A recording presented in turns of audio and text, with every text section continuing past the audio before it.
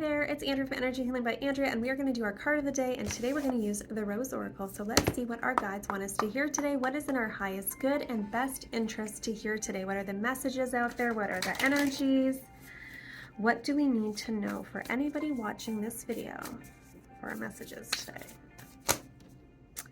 Release the petals, transformation, death and rebirth, shedding, all change. It's a pretty card, and I like the title of it, Release the Petals. Let's see what that means. Release the petals. There comes a point where we can't go back. In a seemingly fleeting moment, the road that led us here is suddenly impossible to access. There's a sinking knowing that things will never be the same. A death, a birth, a loss, a growth, an ending, a discovery. No matter how hard you try, things are different now. You're different now. The world's different now. What's been seen cannot be unseen. There's no going back. Something new beckons you forth. This is a card of change and transformation. Courage is required for the rebirth to happen. Abscission is the shedding of various parts of an organism, such as a plant dropping a leaf, a flower, a fruit, or a seed. The rose hip knows, the phoenix does too, that we need to surrender what was to the earth to one day be transformed anew. We can grasp the petals of the past as the changing winds blow, but eventually we'll discover that change is coming, change is near, change is already here. And while what once was is no longer, and what soon will be is not yet, it's time to release your petals to the wind with wild abandon for the chance to begin again. To offer what once was to the wind and let it nourish the seeds within. It's time to surrender so the transformation can happen. Had the rose not released its petals, the rose hip would not have come to be. When we gather the courage to release what was, we're greeted by the fruits of the future. The soul inquiry is, what are you clinging to for fear of nothing coming to take its place? That is a great message, and that was a tongue twister. That one paragraph, that was rough for me to read. Anyways. So it's kind of like how she's like standing there and she's kind of like letting it all go.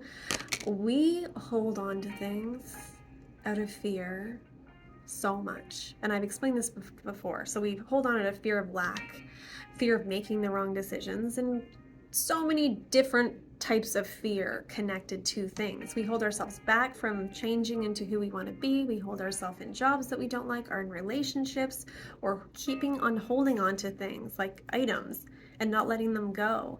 But then we complain that we don't have the things that we want, and our life isn't going the way that we want to, and we want this, this, this, this, and this. Well, how are you supposed to receive it if you are holding on so tightly to all of these things that don't allow that thing to come to you, either because there's no space for it, or the things that you're holding on to aren't aligned with the thing that you want, so it's impossible to receive it, right?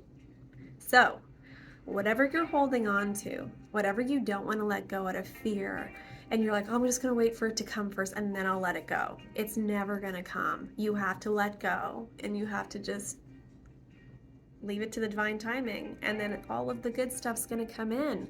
But if you're holding on to all of the old stuff, I have a friend, and she knows who she is, with a china cabinet, and every time I look at it, I'm like, you have so much stuff in there. Like, it's bursting with so much stuff, and it's stuff she does not need. And she's like, well, I don't want to get rid of it, you know. And then the next sentence, she's saying, oh, that she wants this, this, and this. And I'm like, well, how are you supposed to receive this, this, and this if you're not letting go of any of the contents in this china cabinet that you do not use, you do not look at? They don't have a special meaning. Why are they there?